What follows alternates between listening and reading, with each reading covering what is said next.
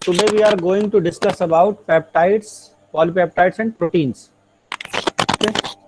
I have already told you that peptides are the polymers of amino acids. So you can see here, if you are having two molecules of amino acids, these may be same amino acids or these may be different. So I have marked here first amino acid as containing the R1 group and second amino acid as it contain a R2 group. So R1 or R2 may be same or may be different. So what happened when we are having two different amino acids or two same amino acids? So carboxylic group of one of the amino acid and amino group of another amino acid will form a amide bond. By losing water molecule, they will form a amide bond. This amide bond is called peptide linkage in case of the peptides. So we are getting here a dipeptide. Similarly, this dipeptide can again form another peptide bond with third amino acid and it will give a tripeptide. Then tetrapeptide, pentapeptide and so on. So are you able to see screen? Yes, sir, Yes, it is sir. visible. Okay. So now you can see here the resultant product, that is a dipeptide in our case here. So amino group is free at the amino acid which is at the left hand side of the dipeptide. So we are having this free amino group. So this terminus of this dipeptide or any other peptide or polypeptide is called N terminus. Similarly, if you see this right hand side amino acid residue of this dipeptide, it is having a free carboxylic group. So this terminus is called the C terminus. So whenever we are having a peptide or protein, we are having two terminus of that. The left hand side amino acid residue will have the N terminus and the right hand side amino acid residue will have the C terminus. Okay, so this is the general method. It is looking very simple that we are just mixing two amino acid or getting this dipeptide, but in actual that is not possible. Okay, by mixing two or more amino acids we can't directly get the desired peptide because there are so many complications. Okay, so I will let you know how can we synthesize the given peptides or the desired peptides. So first of all, you can see the classification of the peptides. If you are having 2 to 9 amino acid units in the given peptide, then they are called oligopeptides. Oligo means few. So these are called oligopeptides. If you are having 10 to 100 units of amino acids in the peptide, then it becomes the polypeptide. If more than 100 units are there, then they are called proteins. And they will have the high molecular weight.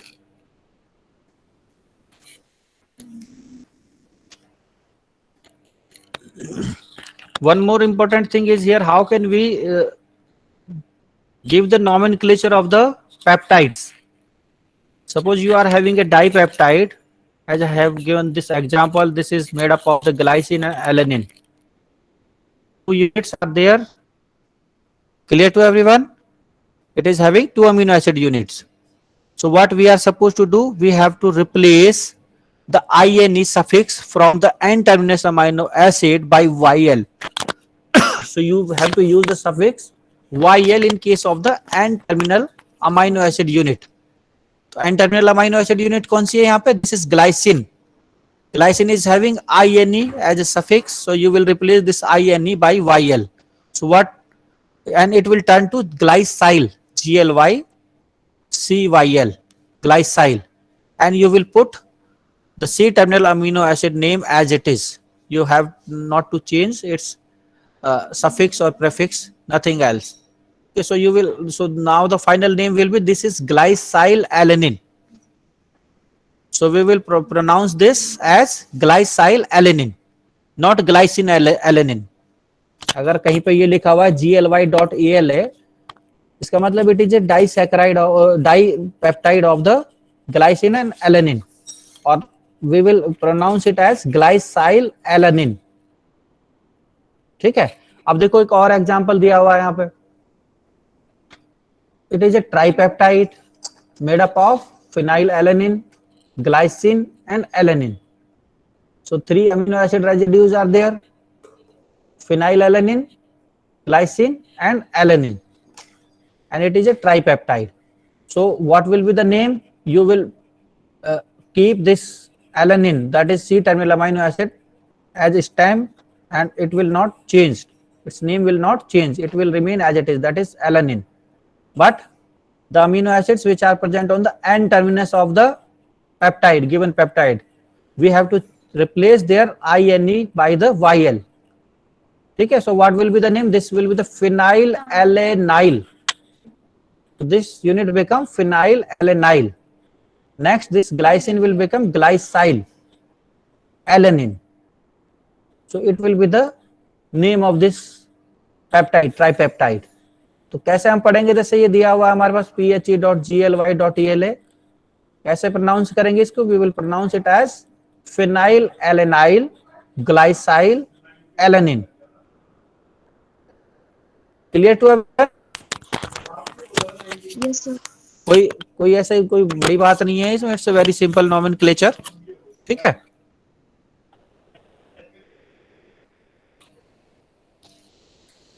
Now you can see the method of peptide synthesis. So first of all we will talk about the general method of peptide synthesis. पहला method कौन सा होगा हमारा? General method of peptide synthesis. जो मैंने अभी आपको बताया कि we mix two amino acid and get this dipeptide, it is not possible. Okay, so we have to follow certain steps. We have to take some precautions for getting desired dipeptide. Reason being, we can't control this reaction. Suppose you want that this carboxylic group of this N-terminal amino acid in the reaction, during the reaction, not the carboxylic. You can't control that kind of conditions without using any precaution or protection or activation, deactivation. You can't control this reaction.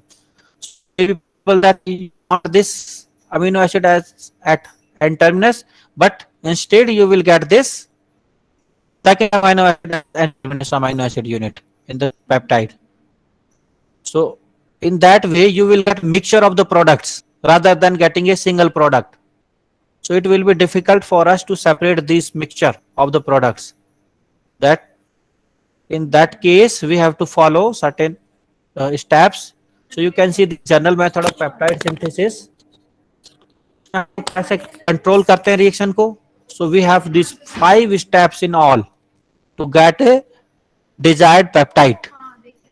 ठीक है। आप initially जो dipeptide बनाएंगे तब भी आपको ये 5 steps तो आपको फॉलो करने ही करने हैं, और डाइपेप्टाइड से ट्राइपेप्टाइड बनाना है, then you have to repeat the steps again. देखो कैसे, पहला स्टेप हमारा क्या होता है? To get the desired peptide, first step will be the protection of the amino group of N terminal amino acid unit. अच्छा, ये तो अब सबको क्लियर हो गया कि N terminal amino acid unit कौन सी होती है, या अभी भी कोई डाउट है किसी को? No sir.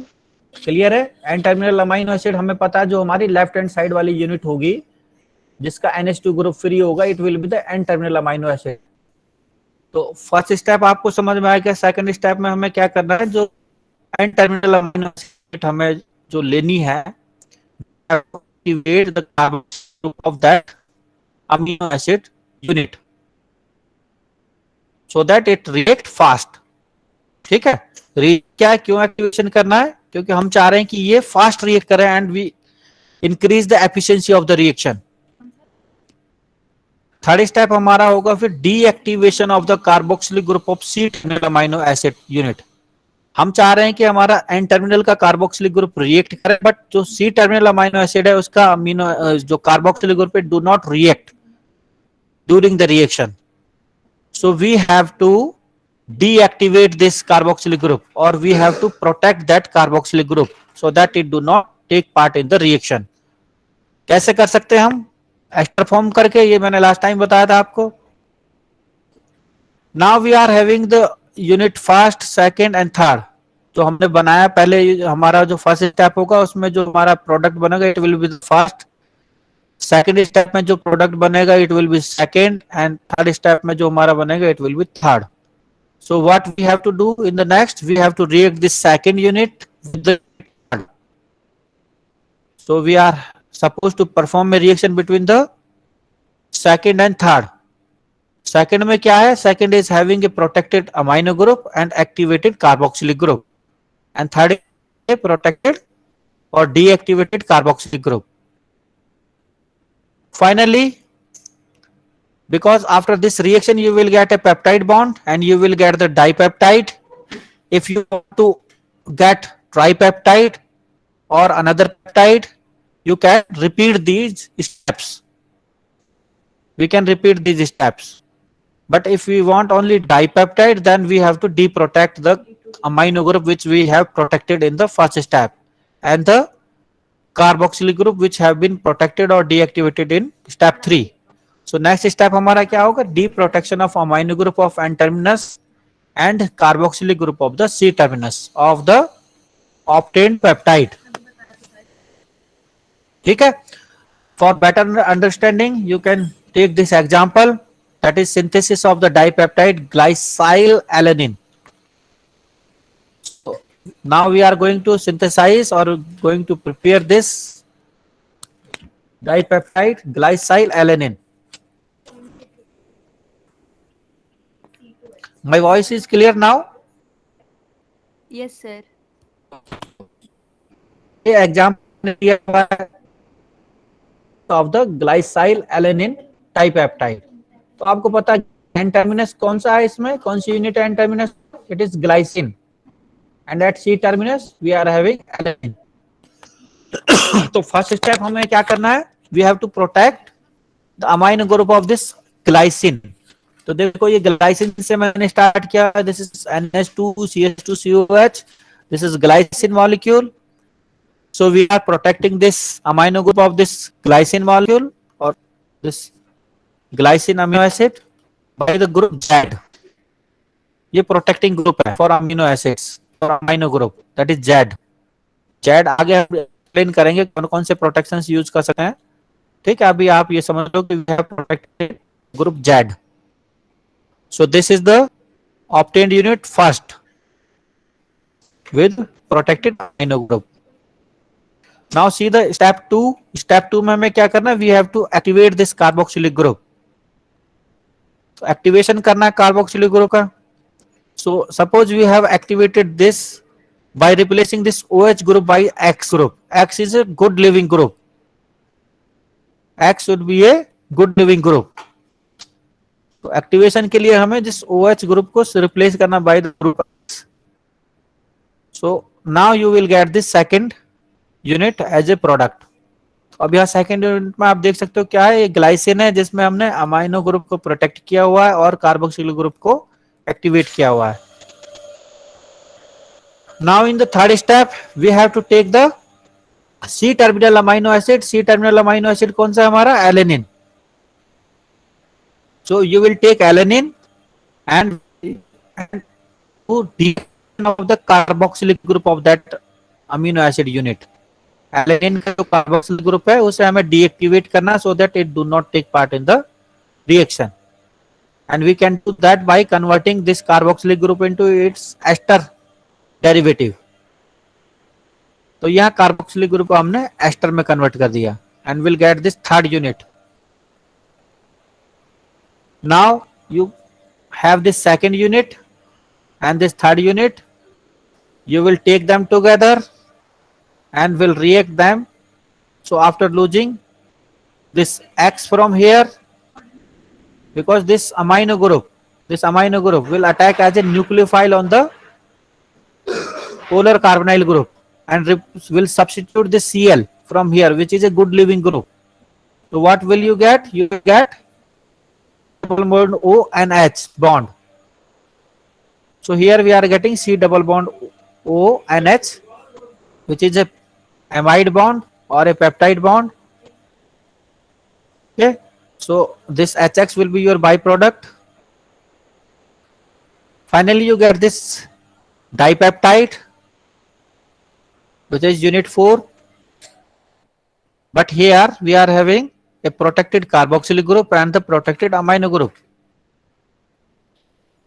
So in the next step we have to deprotect that dipeptide to get the free glycyl alanine dipeptide. तो फाइनली हम क्या करेंगे, इसको डिप्रोटेक्ट कर देंगे, इन दोनों को, अमाइनो ग्रुप को डिप्रोटेक्ट करेंगे, you will get this free amino group.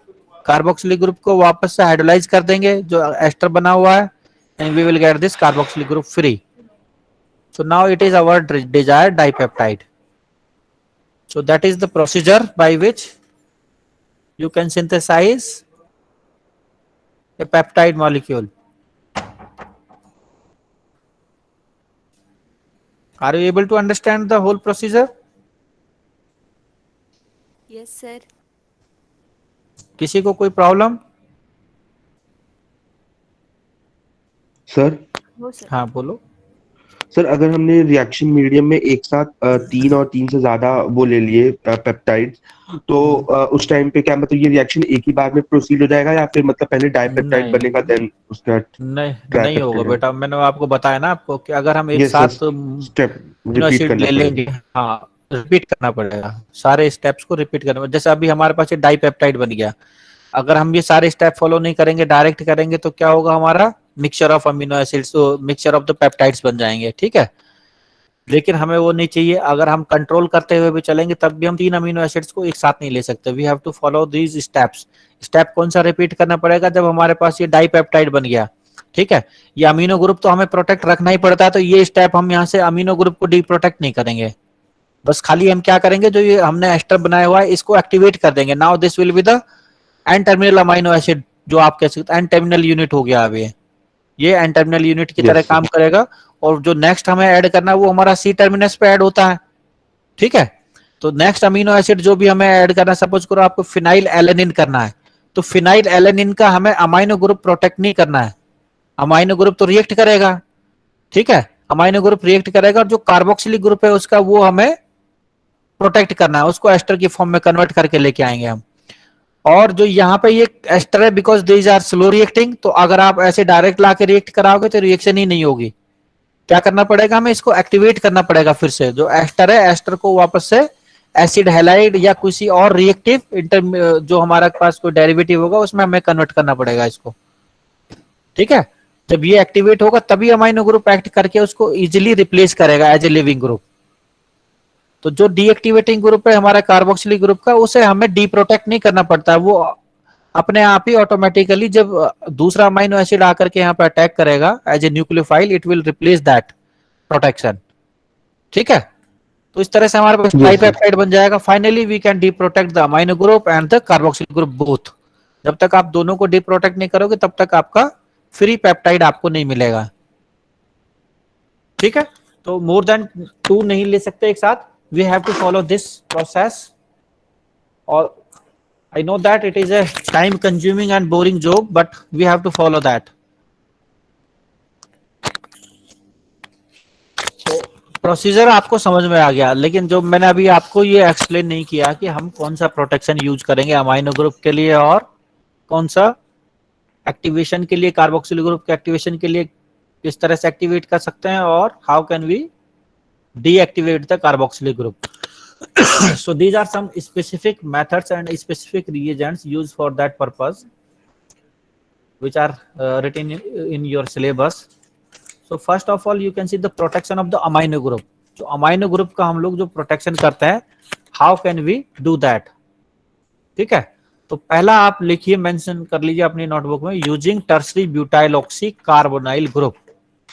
Tertiary butyl oxy carbonyl group. तो we can protect this amino group by using tertiary butyloxy carbonyl group. In short, it is written as BOC group, BOC, BOC group. This is called BOC protection. तो BOC protection हम use कर सकते हैं for the protection of the amino group. ठीक है, अब देखो कैसे कर सकते हैं. For that we have 2 reagents, tertiary butyl azido formate. एक तो रिएजेंट हमारे पास अवेलेबल है टर्सी ब्यूटाइल एजिडो फॉर्मेट। दूसरा रिएजेंट हम यूज कर सकते हैं di tert butyl carbonate, which are commercially available reagents. दोनों कमर्शियली अवेलेबल है, tert butyl azido formate and di tert butyl carbonate. आप कोई भी एक यूज कर सकते हैं। So you can see this reaction. पहले ये समझ लो कि रिएक्शन किस तरह की हो रही है, ठीक है। You can see here this is a substitution reaction, nucleophilic substitution reaction. So your amino group as a nucleophile will attack on this carbonyl group, and this N3 is a good living group. This azide group is a good living group. तो जब आपका यहाँ पर ये amino group carbonyl group पे react करेगा, because this is the polar group, so your oxygen now will be O negative. So due to reversal of polarity, this O negative will again form this double bond and will substitute this N3. तो ये N3 आपका निकल जाएगा. So what will you get as a product? You get this tertibutyloxy carbonyl as a protecting group. बाकी आपका amino acid ऐसे ही है, as it is NHCH COH R. यहाँ पे हमारा क्या आ गया, ये बॉक प्रोटेक्शन आ गया, CH3O C double bond O. This group is called BOC और टर्सीब्यूटाइलोक्सी कार्बोनाइल. अब दूसरा रिएजेंट देखो, दूसरे रिएजेंट में भी सेम रिएक्शन है, nucleophilic substitution reaction. So as a nucleophile, this NH2 will attack on this carbonyl group, and due to reversal of polarity, it will eliminate this OCH3 This is tertibutyloxy group. ठीक है, tertibutyloxy group हमारा यहाँ से eliminate हो गया, and you will get the same product. So you can use this tertibutyl azido format, or we can use this ditertiary butyl carbonate for converting the amino acid into the BOC protected amino acid. That's it. समझ में आ गया? Yes sir. Simple reaction है, ये note कर लो आप, ये बहुत important है. This is the most frequently used reagent for the protection of the amino group. अब ये तो बात हो गई इसके प्रोटेक्शन की. हमें पता है कि जब हमारा डिजायर्ड पेप्टाइड जब बन जाता है तो हमें इसको वापस से डीप्रोटेक्ट भी करना होता है. ये मैंने आपको पहले बताया था, we have to choose a protecting group which can easily be deprotected after the reaction. ठीक है, ऐसा नहीं होना चाहिए कि हम किसी ग्रुप से प्रोटेक्ट तो कर दें, but after the reaction it we would not be able to deprotect that. तो हमें ऐसा रिएजेंट चूज करना है जिसको हम इजीली डीप्रोटेक्ट भी कर सकें. तो जब हमने ये बॉक प्रोटेक्शन यूज किया है तो हमें इसका डी प्रोटेक्शन भी पता होना चाहिए, क्योंकि फाइनली हमें इसका डी प्रोटेक्शन भी बताना होता है. तो डी प्रोटेक्शन हम कैसे कर सकते हैं? For deprotection we have to use this trifluoro acetic acid. Acetic acid क्या होता है? CH3COH. So we have substituted the 3 hydrogens by this 3 fluorine atoms. So now this becomes trifluoroacetic acid in DCM. DCM क्या होता है? Dichloromethane. Dichloromethane, it is a solvent.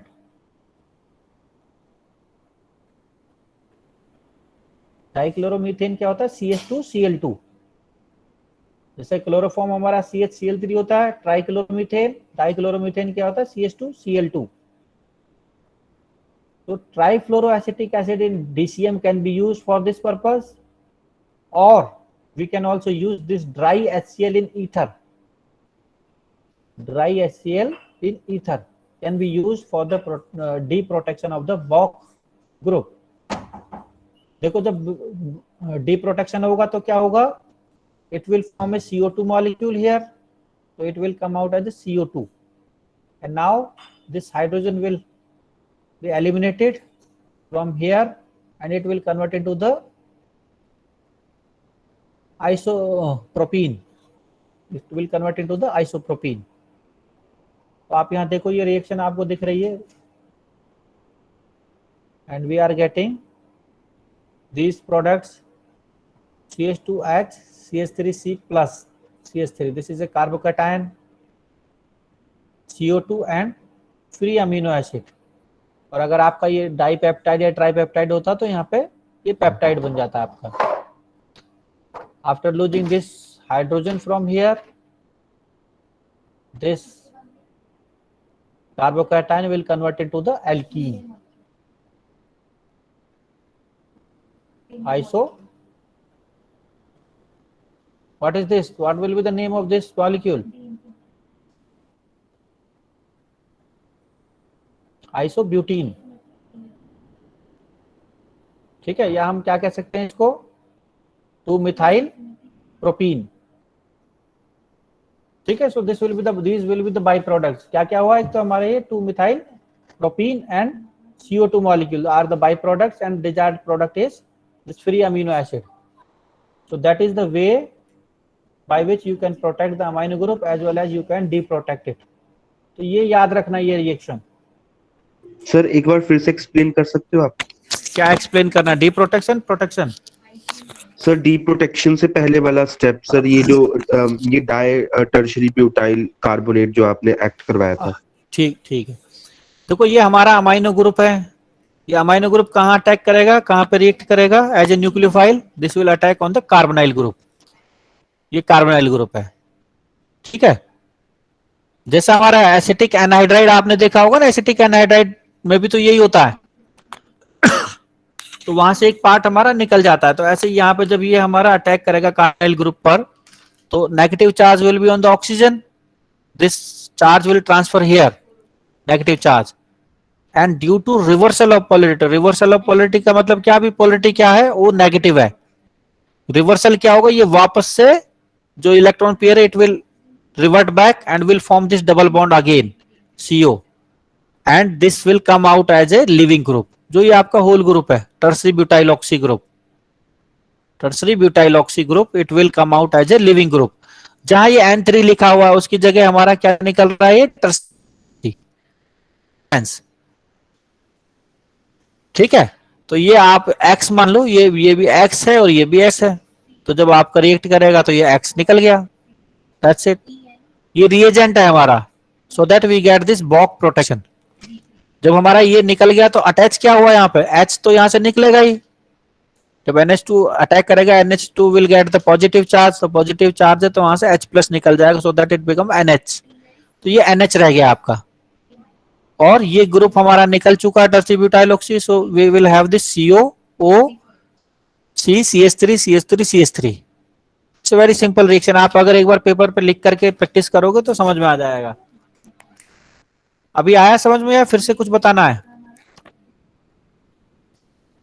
आ गया समझ में sir. आ गया ना। और ये फिर डिप्रोटेक्शन है। डिप्रोटेक्शन में क्या हुआ हमारा, ये 3 फ्रेगमेंट में ब्रेक हुआ। पहला फ्रेगमेंट ये हमारा, जब यहाँ से ये बॉन्ड पेयर जब आपका जाएगा, then this carbon will get the positive charge, ये पॉजिटिव चार्ज आ गया आपका, and this bond pair will shift here and it will make a double bond, so it become the CO2, and this bond pair will break down and this NH will get the negative charge। Negative charge आ गया यहाँ पे, तो हमारे पास यहाँ negative charge आना है। तो जो हमारा जो ये कार्बोकैटायन में जो H+ है ये निकलेगा and it will get substituted at here. NH जो नेगेटिव था it will acquire this proton and will convert into the NH2 and you will get this alkene as a by product. तो 3 product हमारे पास overall products हैं। इसमें main product हमारा amino acid है, free amino group with free amino group, CO2 and this alkene. ये आपको याद रखना है बस, प्रोटेक्शन और डिप्रोटेक्शन। अभी हम आगे भी यूज करेंगे। जो मैं ये सारी चीजें आपको बता रहा हूँ, इनको एक एग्जांपल लेकर के हम लोग एक्सप्लेन भी करेंगे फिर से। दूसरा हम प्रोटेक्शन के लिए यूज कर सकते हैं थैलोइल ग्रुप। थैलोइल ग्रुप क्या होता है, पोटेशियम थैलेमाइड। ये मैंने लास्ट टाइम भी आपको बताया था, गैब्रियल थैलेमाइड सिंथेसिस में हमने यूज किया था पोटेशियम थैलेमाइड। तो थैलोइल ग्रुप के लिए, for introducing phthaloyl group to the amino acid, we have to take phthaloyl group. क्या रिएक्शन दिखा दी इसमें भाई, ठीक है। तो ये रिएक्शन हमने उसमें भी की थी, हमने गैब्रियल थैलेमाइड सिंथेसिस में भी। This nitrogen atom containing a lone pair of electron or negative charge will attack on this is chloroformate, ठीक है। this is ethyl chloroformate, so this will attack on this ethyl chloroformate and will replace this Cl, KCl आपका minus हो गया इन presence of the base, so you will get this NCOOC2H5. ठीक है. Now this COOC2H5 will act as a leaving group. So when we treat this reagent an ethoxy carbonyl phthalimide, for introduction of this thaloyl group we have to take this reagent an ethoxy carbonyl phthalimide with the amino acid. So this amino group will attack on the polar carbonyl group. जो carbonyl group है आपका यहाँ पे attack किया इसने, and it will open up this ring. जब यहाँ से ये रिंग ओपन होगी, so you will get this NH here. ठीक है. अगेन आपका जो NH2 ग्रुप में अभी जब आपने यहां से अटैक कराया, then you will have this NH. NH again have the lone pair of electron, so this NH will attack on the another carbonyl group of this carbonyl, this an ethoxy carbonyl phthalimide. ये ring open हो गई आपकी, ये NH बन गया NHCOOC2H5, फिर से ये अटैक करेगा यहाँ पे, then it will substitute this and this NH2COOC2H5. So this will come out as a living group. और जो हमारा ये NCOOC2H5 था उसकी जगह हमारा क्या आ जाएगा, NCHRCOOH. देखो ये हमारा आ गया NCHRCOH. ये NH2 हमारा अमीनो एसिड का पार्ट था, उसने अटैक किया था कार्बोनिल ग्रुप पे, जो यहाँ पे जो ग्रुप अटैच था वो हमने सब्स्टिट्यूट कर दिया बाय दिस NCHRCOH.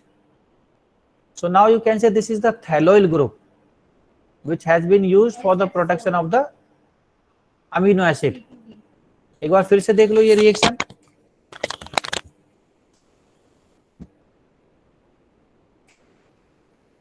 पहले हमने सिर्फ इसको सिंथेसाइज किया एन इथॉक्सी कार्बोनाइल थैलेमाइड. ठीक है, ये सिंपल रिएक्शन है. Nucleophilic substitution, as a nucleophile it will substitute this Cl from this chloroformate, ethyl chloroformate. इसके बाद जो हमारे पास अभी एन इथॉक्सी कार्बोनाइल थैलेमाइड आ गया, इसमें जो हमारा NCOOC2H5 जो ये ग्रुप है, इसको रिप्लेस करना by this NCHRCOH. NCHCOH this R.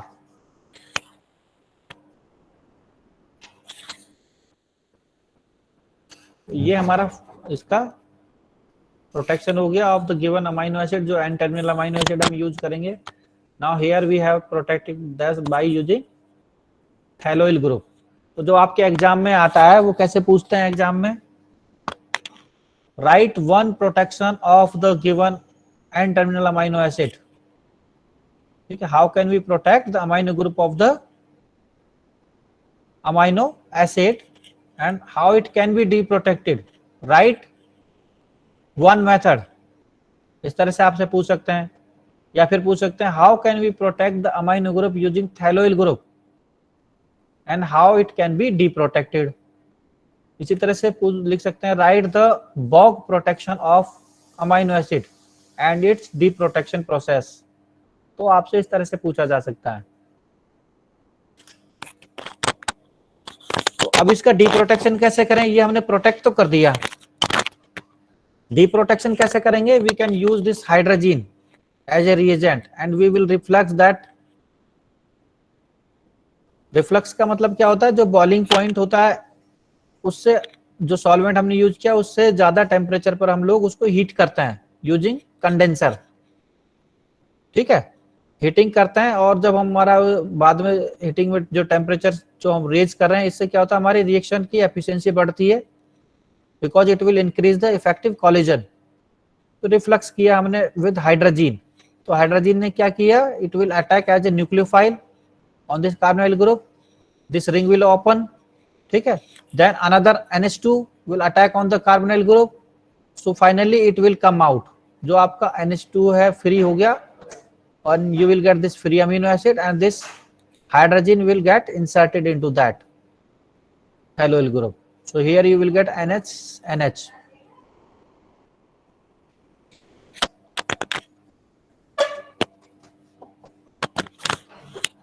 ठीक है, सिंपल न्यूक्लियोफिलिक सब्स्टिट्यूशन रिएक्शन है ये भी. NH2 ग्रुप ने यहाँ पे रिएक्ट किया, रिंग ओपन हुई हमारी, फिर दूसरा जो NH2 ग्रुप है उसने दूसरे कार्बोनाइल ग्रुप पे अटैक किया, तो फिर यहाँ से रिंग ओपन हो गई। तो इस तरह से हमारा ये फ्री हो गया NH2 ग्रुप। तो आपके सिलेबस में ये दो प्रोटेक्शन मेथड मेंशन है।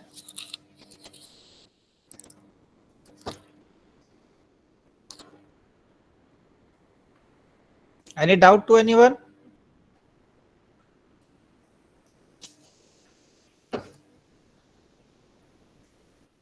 ठीक है, चलो आगे चलते हैं। Now you can see the protection और deactivation of the carboxylic group. ये हमें करना होता है, जो N terminal amino acid unit है उसका कार्बोक्सिलिक ग्रुप है उसको हमें, sorry C terminal amino acid जो यूनिट है उसको हमें डीएक्टिवेट करना होता है। एन टर्मिनल वाले को तो हमें एक्टिवेट करना होता है, ठीक है। तो सी टर्मिनल अमाइनो एसिड के जो कार्बोक्सिलिक ग्रुप है, how can we deprotect that और डीएक्टिवेट दैट? तो फर्स्ट हमारा क्या है method? By converting them into the esters. तो एस्टर बनाने के लिए हमारे पास जो प्रोसीजर है क्या होता है, एक तो हम अल्कोहल के साथ ट्रीट कर दें अमाइनो एसिड को in presence of the hydrochloric acid. This are primed में be methyl group, means it will be a methanol. If we are having this ET or ethyl group, then it will be ethanol, and we can also use PHCH2OH, then this will be benzyl alcohol. So this R group may be different for different alcohols, so we can deactivate that. दूसरा तरीका क्या होता है, या तो हम ये इन presence of acid करके ये बना लें, इस तरह से बन जाएगा एस्टर। दूसरा तरीका ये है कि हम पहले इसको एसिड क्लोराइड में कन्वर्ट कर दें, because acid chlorides are more reactive compare to the carboxylic group. तो if you treat this with SOCl2 you will get this acid chloride. और एसिड क्लोराइड को अगर आप डायरेक्टली अल्कोहल के साथ ट्रीट करोगे विदाउट यूजिंग HCl और any other acid, it will directly replace this Cl as a nucleophile. This oxygen atom of this alcohol will attack on the carbonyl group and will replace this Cl. ठीक है, although it is a two-step process, but it is more efficient, and that way you can also avoid the use of the HCl. ठीक है, तो ये हमारे पास protection हो गया, और you can say it has been deactivated. We have deactivated the carboxylic group. अब इसको डी प्रोटेक्शन कैसे करें फाइनली, जब हमें इसका डी प्रोटेक्शन करना होता है? तो डी प्रोटेक्शन के लिए आपको पता है एस्टर को हम लोग एक्वस NaOH से हाइड्रोलाइज कर सकते हैं। एक्वस NaOH से जब हम इसको रिफ्लक्स करेंगे, हीटिंग करेंगे इसकी, so this will become the sodium salt of the carboxylic acid. Sodium hydroxide use करें, so you will get the sodium salt. तो सोडियम सॉल्ट जब हमारे पास बनेगा, after that you can neutralize that using dilute acid. जब dilute acid से हम neutralize करेंगे, we will get the free carboxylic group. ठीक है, तो ये तो हमारी जब कंडीशन है, जब हमारे पास ये इथाइल या मिथाइल ग्रुप हो, then we can do this basic hydrolysis. और ये मैंने लास्ट टाइम भी आपको काफी अच्छे से डिस्कस किया था कि अगर हम बेसिक हाइड्रोलिसिस करते हैं, it has a limit. Limitation क्या है? It may hydrolyse peptide bonds also. जो हमारा यहाँ पे पेप्टाइड बॉन्ड होगा, अगर हम किसी डाइपेप्टाइड या ट्राइपेप्टाइड बनाने के बाद जब इसको डीप्रोटेक्ट करेंगे, तो NHCO जो ग्रुप होगा, it can also be hydrolysed in presence of the base. तो ये इसका लिमिटेशन या डिसएडवांटेज है। इसलिए हमें क्या यूज करना चाहिए? CH2PH, बेंजाइल प्रोटेक्शन हमें यूज करना चाहिए। बेंजाइल अल्कोहल के साथ करेंगे तो हमारा बेंजाइल एस्टर जो फॉर्म होगा, it can be D protected without using base. ये मैंने आपको बताया था। So it can be easily D protected in presence of the palladium charcoal catalyst under hydrogen gas atmosphere. तो इससे क्या होगा, आपका ये बॉन्ड ब्रेक होगा and you will get this COOH, and now this will become the PHCH3, CH2 and H CH3. So you two products will be there, toluene and free amino acid. Toluene is just a solvent, तो आप इसको easily remove कर सकते हैं, इसमें कोई issue नहीं है। ठीक है, तो preferentially we will use this benzyl ester protection. Benzyl ester में हमें कन्वर्ट करना चाहिए।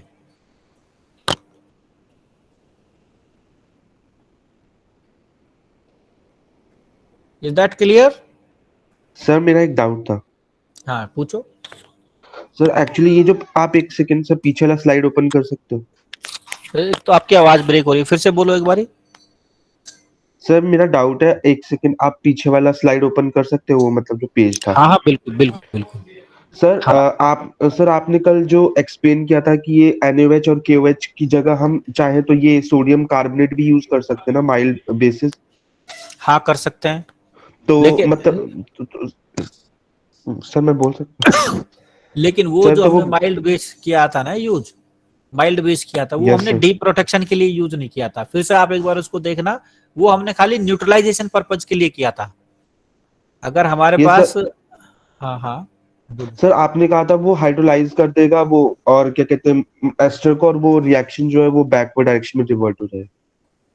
नहीं नहीं, वो जो मैंने बताया था ना सोडियम कार्बोनेट, वो मैंने बताया था जब हम एस्टरिफिकेशन रिएक्शन जब हम कर रहे थे, ठीक है, तो क्योंकि वहां पे NH3 प्लस और Cl नेगेटिव की फॉर्म में बना था, अमोनियम सॉल्ट की फॉर्म में प्रोडक्ट बन रहा था, तो हमारे पास वहां एसिड था, HCl था, HCl को हमें न्यूट्रलाइज करना था। तो न्यूट्रलाइज करने के लिए मैंने आपको कहा था कि हमें माइल्ड बेस यूज करना चाहिए, सोडियम कार्बोनेट। ठीक है, क्यों? क्योंकि सोडियम कार्बोनेट क्या करेगा, HCl को तो न्यूट्रलाइज कर देगा, लेकिन जो हमारे पेप्टाइड बॉन्ड्स हैं उनको ब्रेक डाउन नहीं करेगा। ठीक है, इसलिए मैंने कहा था। अब यहाँ पे अगर हम NaOH यूज करते हैं तो NaOH क्या करेगा, इसका डिप्रोटेक्शन कर देगा, नो डाउट हो जाएगा आपका डिप्रोटेक्शन। साथ साथ जो हमारा पेप्टाइड बॉन्ड बनता है CONH, वो भी तो एक एमाइड बॉन्ड्स क्या है, एमाइड्स क्या है, amides are derivative of the carboxylic acid. तो कार्बोक्सिलिक एसिड डेरिवेटिव्स को अगर हम हाइड्रोलाइज करते हैं तो वापस से उनके पेरेंट जो स्टार्टिंग मटेरियल से वो बन जाते हैं। एमाइड्स कैसे बनते हैं, by the reaction of the amine and the carboxylic acid, तो वापस से कार्बोक्सिलिक एसिड एंड अमीन बन जाएगा। तो हम जो डाइपेप्टाइड बना रहे थे वो वापस से मोनोपेप्टाइड में वो टू डिफरेंट अमीनो एसिड्स में कन्वर्ट हो जाएगा फिर से। तो इसलिए ये हमारे पास लिमिटेशन है इसकी, कि हम अगर NaOH या KOH यूज करते हैं तो उससे जो हमारे पेप्टाइड बॉन्ड्स हैं उनको भी खतरा है, वो भी ब्रेक डाउन हो जाएंगे। ठीक है, that's why we can use this method. तो इसका एक एडवांटेज क्या है तो वही हमने अल्कोहल ही यूज किया है, वहां पे भी हम अल्कोहल यूज कर रहे थे, मिथनॉल और इथेनॉल। या हमने बेंजाइल अल्कोहल यूज कर लिया, PHCH2OH। बेंजाइल अल्कोहल से प्रोटेक्शन करने का क्या फायदा हुआ, एस्टर तो बन गया, लेकिन ये बेंजाइल अल्कोहल है, बिना हाइड्रोलिसिस के भी डिप्रोटेक्ट हो सकता है। इसको बिना हाइड्रोलिसिस प्रोसेस के भी डिप्रोटेक्शन कर सकते हैं। अब देखो हमने इसका डिप्रोटेक्शन किया, palladium charcoal which is a catalyst, easily available commercially. Hydrogen gas का एक बलून लगा देते हैं हम, हाइड्रोजन गैस का एक एनवायरमेंट प्रोवाइड करते हैं, डायरेक्ट सप्लाई कर देते हैं हाइड्रोजन गैस की। तो ये क्या करेगा, ये यहाँ से बॉन्ड को ब्रेक करेगा and it will supply 2 hydrogens, 1 hydrogen to this CO negative and this another to the this CH2 group. So you will get toluene and this free carboxylic group. तो ये हमारे पास एडवांटेज है इसको use करने का। अब देखो यहाँ पे जो आपके अगर कोई पेप्टाइड बॉन्ड होता, डाइपेप्टाइड ट्राइपेप्टाइड कुछ भी होती, तो ये उसको कुछ नहीं करता, उसका रिडक्शन नहीं करता है, it is a reducing agent. ठीक है, yes sir. Still you have doubt? No sir. Okay, so अब क्लास ओवर करते हैं, आज का टाइम